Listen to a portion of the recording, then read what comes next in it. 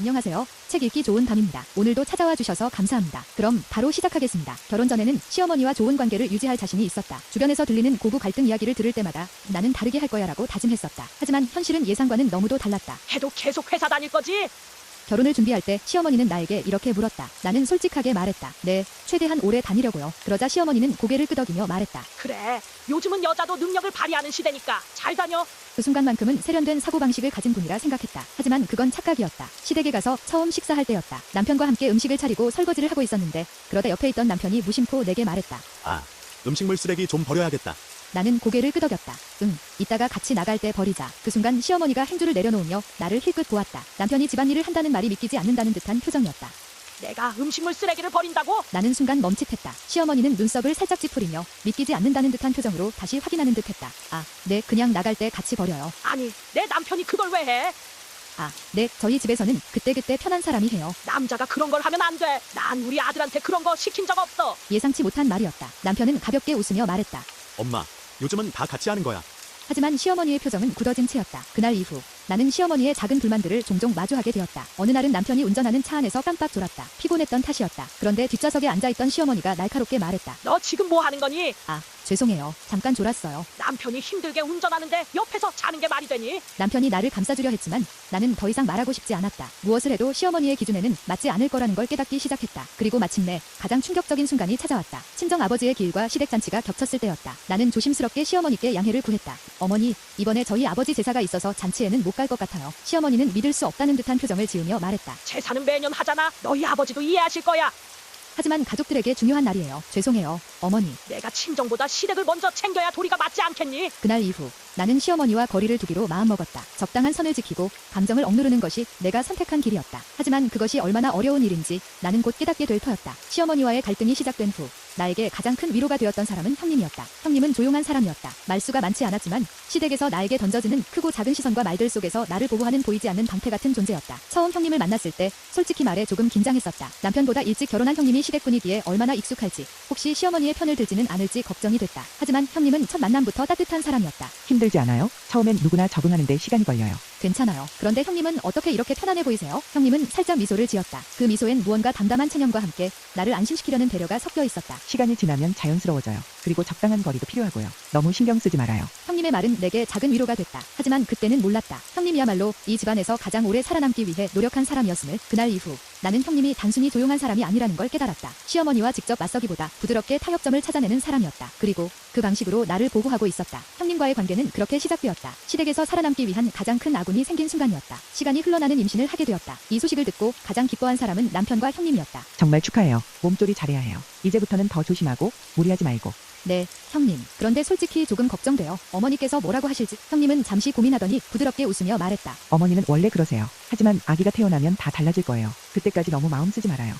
나는 형님의 말이 조금은 위로가 되었다. 하지만 현실은 기대와 달랐다. 시어머니에게 임신 소식을 전했을 때 그녀는 예상보다 덤덤한 반응을 보였다. 그래, 애 하나 생겼다고 유난 떨지 말고 앞으로 애 키우면서 더 부지런해야 할 거야. 네, 남편이 옆에서 거들었다. 엄마, 요즘은 다들 조심하면서 임신 기간 보내잖아요. 그런 유난 떠는 거 아니야. 나 때는 말이야. 배불러도 일 다 하고 살림도 했어. 그냥 먹고 싶은 거 있으면 내가 알아서 시켜 먹어. 괜 남편한테 이거 먹고 싶다, 저거 먹고 싶다 하지 말고. 나는 순간 할 말을 잃었다. 그래도 남편과 형님이 곁에 있다는 사실이 위안이 되었다. 시간이 지나 출산이 가까워졌다. 진통이 시작된 날, 남편보다 먼저 병원에 달려온 사람은 형님이었다.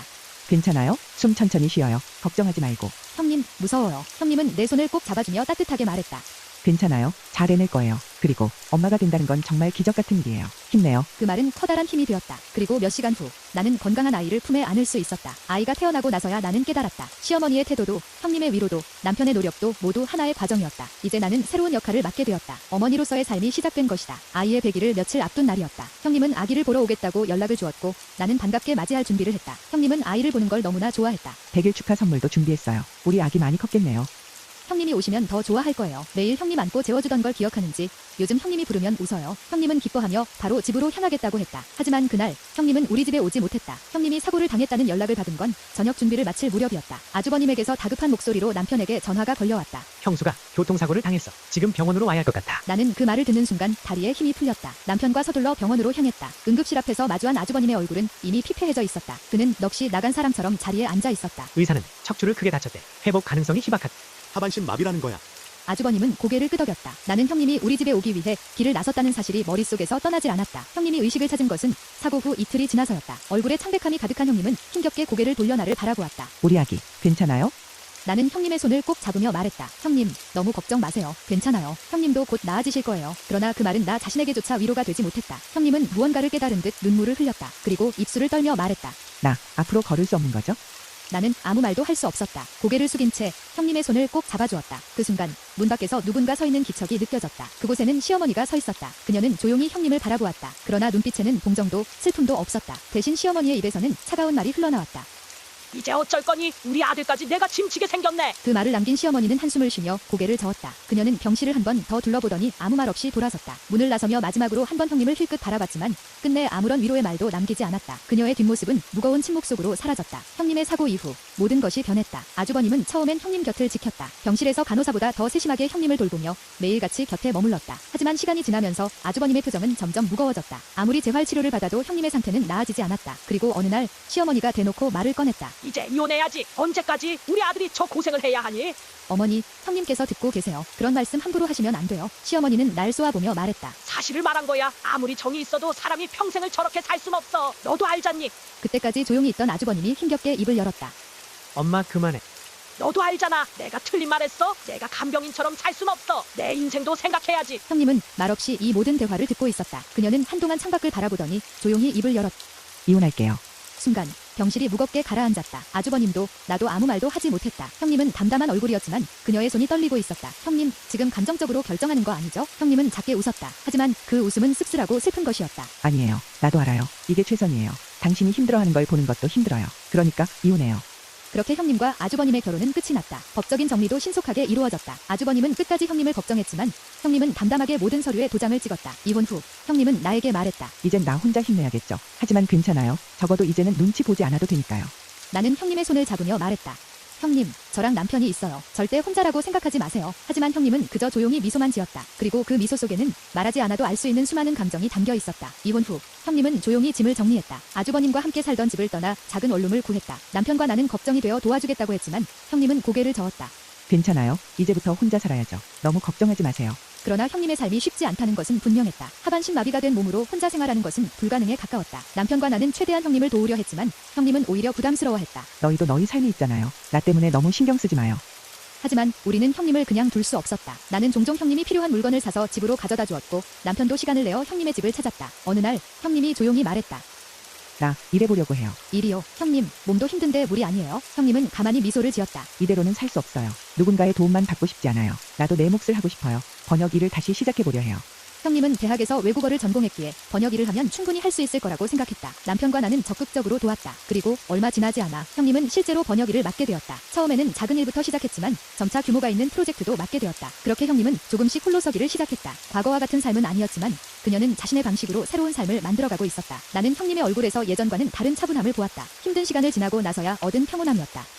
나 이제 괜찮아요. 정말로요. 그 말이 거짓이 아니라는 것을 나는 알 수 있었다. 형님은 진짜로 자신의 길을 찾아가고 있었다. 시간이 흐르면서 시어머니는 점점 더 외로워졌다. 아주버님과 단둘이 남아있던 시어머니는 예전처럼 강한 모습을 유지하지 못했다. 그러던 어느 날 남편이 내게 말했다.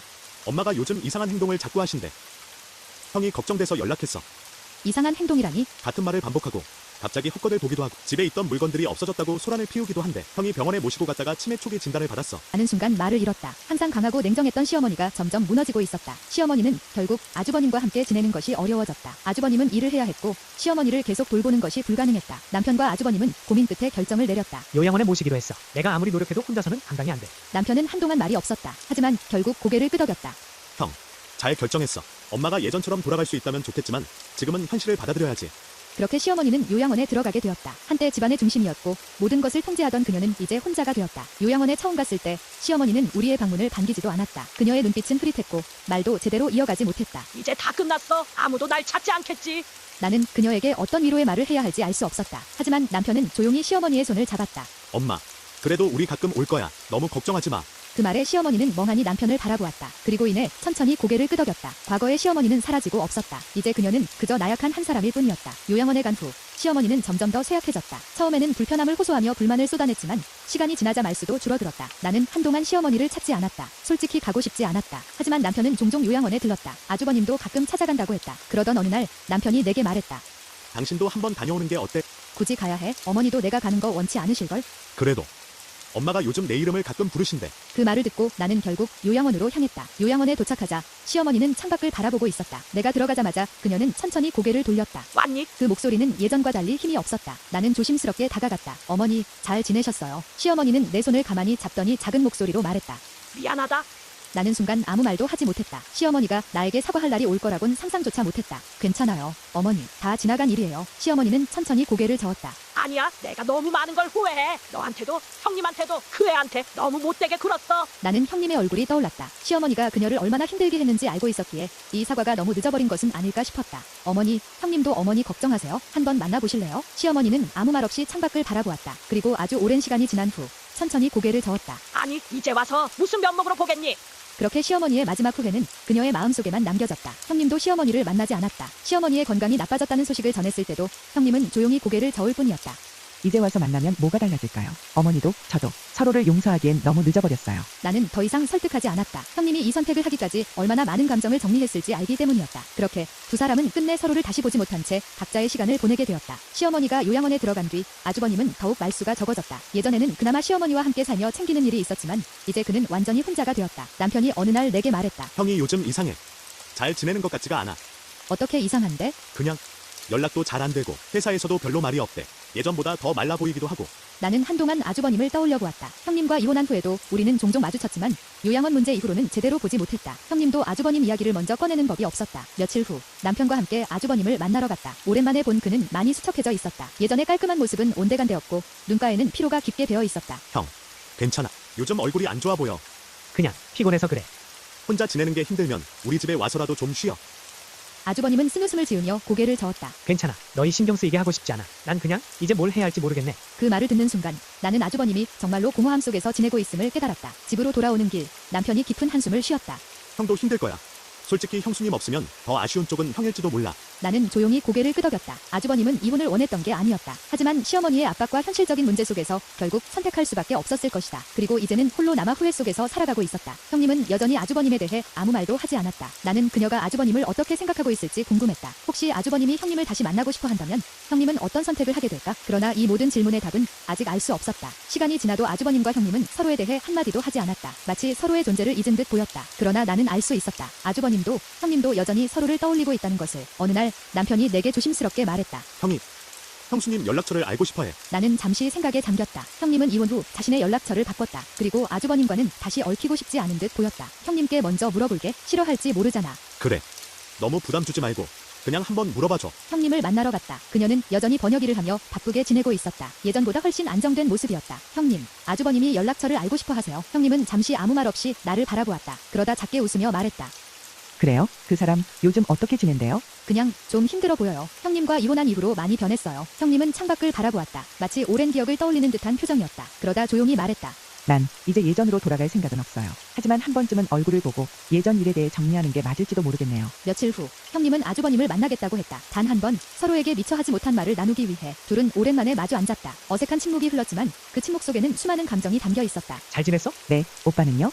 아주버님은 씁쓸하게 웃었다. 잘 지내지는 못했어. 후회도 많이 했고 그냥 보고 싶었어. 형님은 순간 놀란 듯했지만 그녀의 표정에는 반가움과 옛 기억이 뒤섞여 있었다. 이내 부드럽게 미소를 지었다. 그리고 조용히 말했다. 고마워요. 이렇게 솔직하게 말해줘서. 아주버님은 씁쓸하게 웃었다. 아주버님은 조용히 숨을 내쉬었다. 그런데 가끔 연락해도 될까? 형님은 한참 동안 침묵했다. 그러다 조용히 미소를 지었다. 형님은 아무 대답도 하지 않았다. 그러나 아주버님을 바라보는 그녀의 눈빛에는 여러 감정이 스쳐 지나갔다. 후회, 미련, 그리고 아주 작은 연민까지. 하지만 그녀의 눈빛은 이전과는 달랐다. 두 사람은 예전으로 돌아갈 수 없었지만 여전히 서로를 이해하고 있었다. 오늘의 이야기는 여기까지입니다. 삶이란 예측할 수 없는 선택과 감정이 얽혀 만들어지는 것 같습니다. 어떤 인연은 끝난 것처럼 보여도 우리가 생각하는 방식과는 다른 형태로 계속 이어지기도 하죠. 이야기가 좋았다면 구독과 좋아요를 눌러주시고 다음 사연도 기대해주세요. 그럼 오늘도 편안한 밤 되시길 바랍니다. 감사합니다.